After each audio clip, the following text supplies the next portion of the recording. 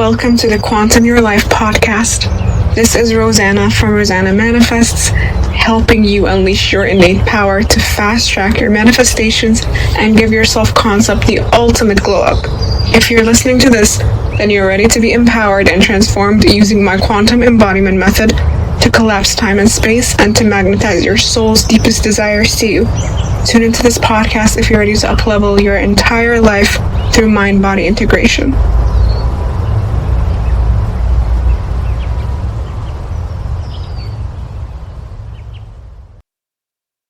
Hello, gorgeous. I am so excited for today's episode. This was inspired by the training that I did inside Claim Collective, and I wanted to jump on here and share some of the things that I talked about in Claim and how you can use that knowledge and information so you can manifest the most emotionally available version of your partner. But before we get in, I just want to celebrate a client of mine who literally became the woman who has it all. She manifested becoming a homeowner when she was living paycheck to paycheck. She manifested a person of her dreams when she always had this story around like not trusting men due to the father wound that she had and always not being able to manifest specific people and all of that. And despite her manifesting him and feeling like she still has some fears to work on, the man stayed with her because she became so unshakable in her worthiness that it's okay for her to be herself and have the person that she wants. And that is the ultimate vulnerability, which is being yourself fully, knowing that you can be helped through it all and loved as you are now because you're perfect right now. She also manifested traveling to family. She also manifested an insane amount of confidence, weight dropping, and I'm not encouraging anyone to lose weight. I'm talking about your specific body goals. And I'm just so proud of this client because when we first started, she talked about how she feels like she understands all the theory of manifestation, the application process, but not necessarily seeing the results that she wants, and almost like she can't stand doing any more techniques. It all feels fake. And so we worked on a game plan that works best for her and where she's at while making her way towards her desires. So I'm really proud of her for becoming the woman who has it all. So grateful for that. Being able to help people with all of that, and I'm loving starting the episodes with a success story, just like to give everyone a reminder that you're the person who can have it all. You can manifest that full package royalty lifestyle where you have that, like the Disney reboot love, run your business like a boss, and be in that dream body.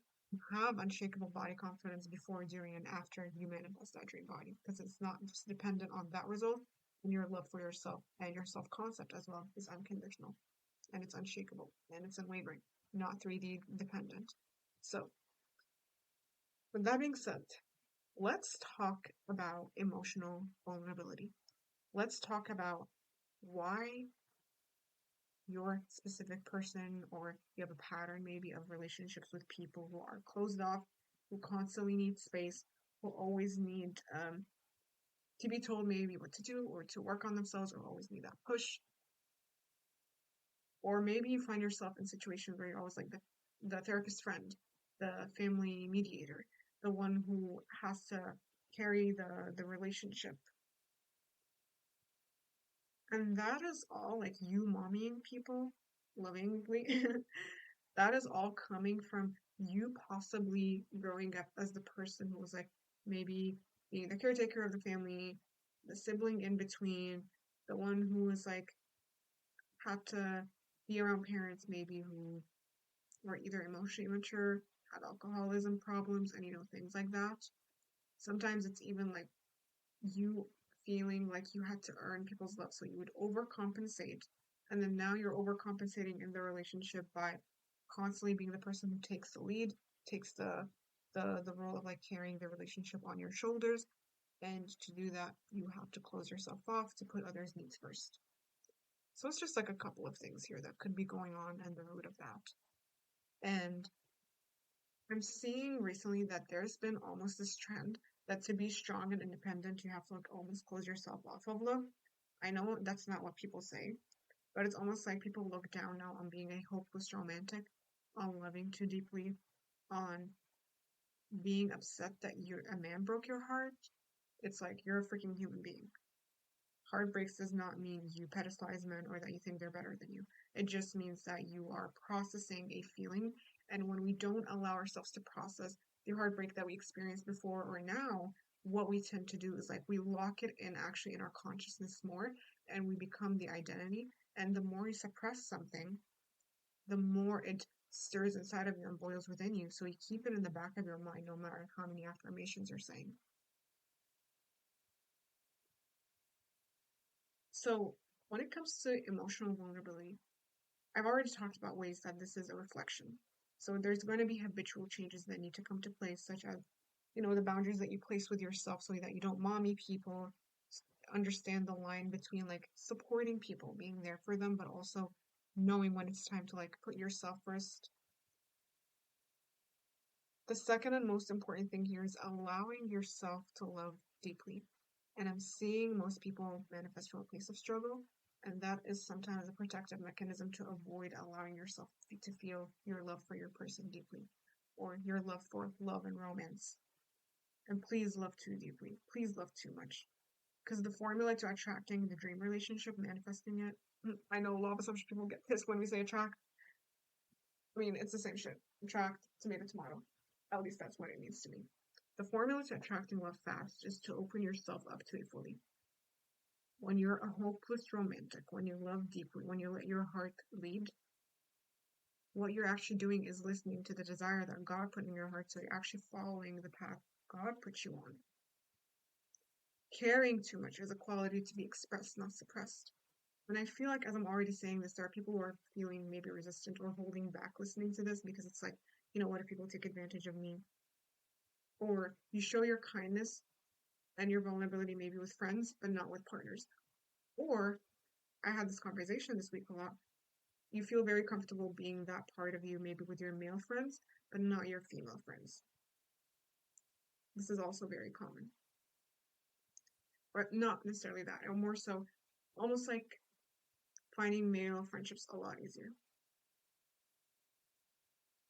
And that's because sometimes male friendships feel less vulnerable. But romantic relationships are obviously a lot more vulnerable than a male friendship. And that's why it's probably a lot easier for you to maybe be yourself in platonic spaces. So again, it's like to each their own. You could be being yourself in platonic spaces, but not yourself in romantic spaces. Or it could be that you are masking throughout platonic, non platonic. And I also want to say, your sensitive side is not something that you want to hide. It's actually your superpower.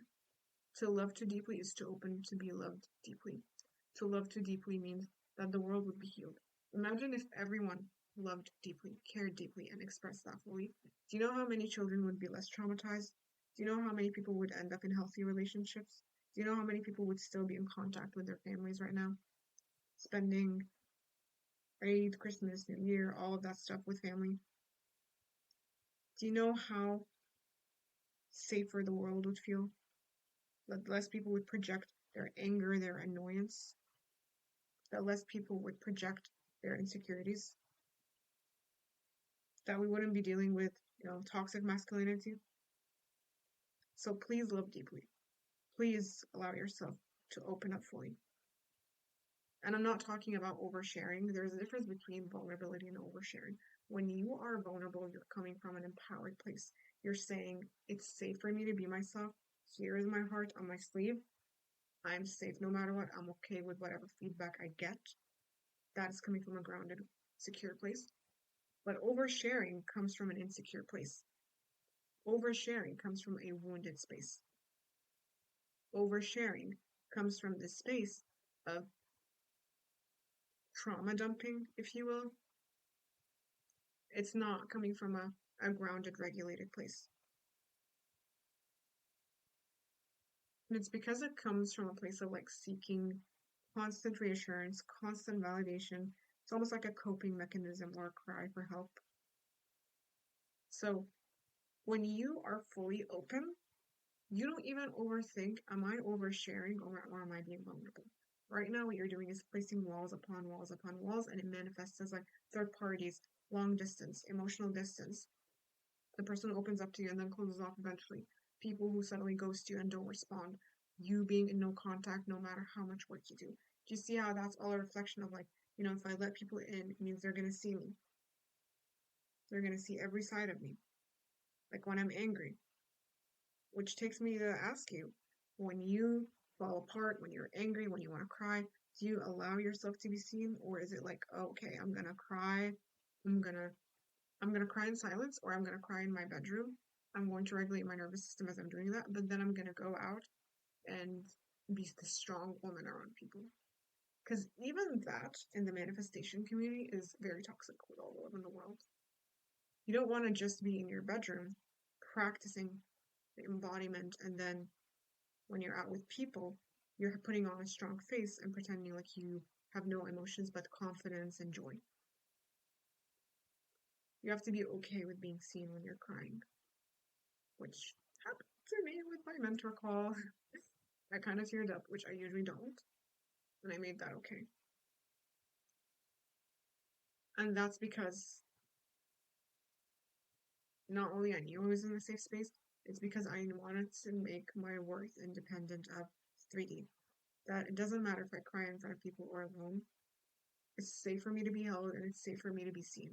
That's what you're saying when you're audaciously and authentically being yourself.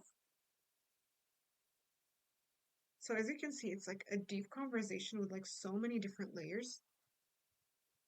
And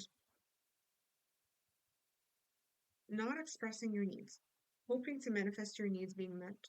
Pardon me, that's a wuss way to manifest. Using manifestation to avoid talking about your feelings, to avoid setting the standard, is wuss behavior. You can call it because I can use the power of my mind and get whatever I want. We get it, but let's be real. Deep down, you're scared of saying out loud what you really think. Deep down, you're scared of sharing how you feel. So you hide in your bedroom and you're like, I'm just going to imagine differently and revise. How about do both? How about stay in the energy no matter what when you speak up and when you don't?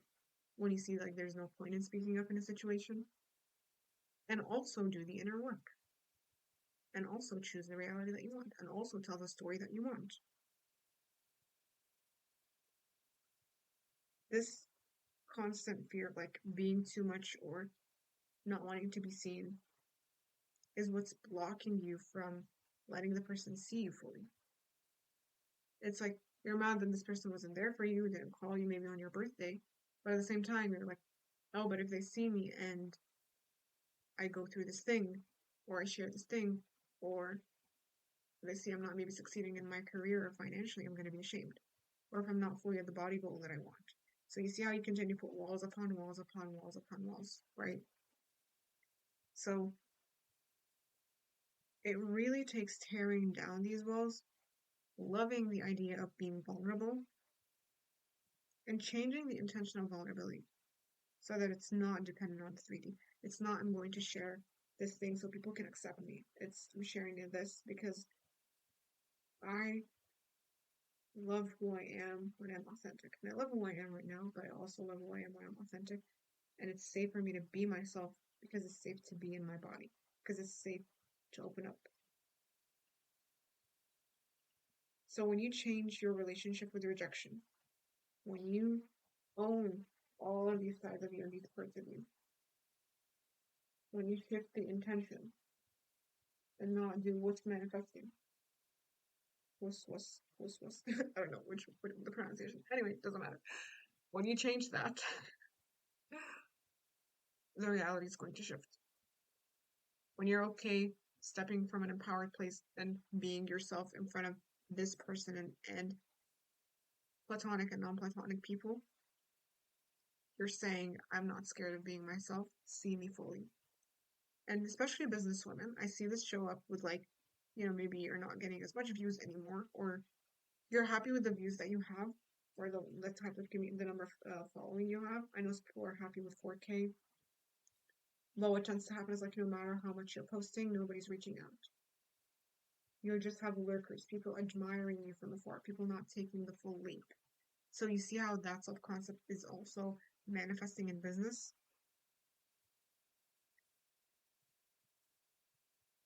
And I talked in Claim Collective different ways you can implement the three things that I talked about. I also talked about what it means to be vulnerable. And I talked as well about this concept of like choosing to be the new self as you're in uncomfortable situations. And that's where the real shift is going to happen. The more you implement that in real time, the more you're downloading the new identity and integrating it fully.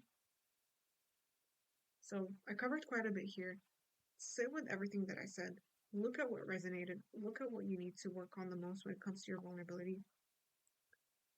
And if you want to jump on Claimed Collective, DM me the word claimed. And the other option I have for you here, if claimed is not an option for you right now, jump on my brand new 7-day challenge to become the woman who has it all. What we will do in this challenge is we will activate your it girl self concept so you can glow from the inside out and become the main character in every area of your life. It's going to happen in a Telegram space where every day I'm going to jump on with a topic so we can do the high level identity work with a daily activation included as well so that you can get in the state in a matter of minutes. So it won't require hours of you scheduling. You're also going to have lifelong access so you don't need to fully make use of it within those 7 days. What it will look like is I will drop a mini training 5 to 10 minutes long, an embodiment activation, and a practical tip so that you can implement the teachings that we talked about that day. Day 1 and day 2 is going to be It Girl Romance, so focused on manifesting love in a specific person or a new love. Day 3 and 4 is all about abundance overflow, so career, money, FES, clients, and business. Day 5 and 6 is going to be Rockin' Body, so you getting into the dream body and also building that confidence regardless where you are in your journey. Day 7 is going to be a Q&A day where I will answer your specific questions about any desire. The price is currently £33 only. It will go up to £55 in 2 days. So if you want to manifest that full package royalty lifestyle as I was talking about, then DM me the word woman because we love being a woman. Let's be the woman who has it all. Let's jump on the 7-day challenge. It begins next week and it ends on the 24th of February. So it's from the 17th of February to the 24th of February. Apart from that, thank you so much for being here. I love all of you, especially those who gave me a 5-star review. I really appreciate you and I appreciate all the downloads and all the new people here. Sending you so much love. You're doing amazing. Keep going. See you soon.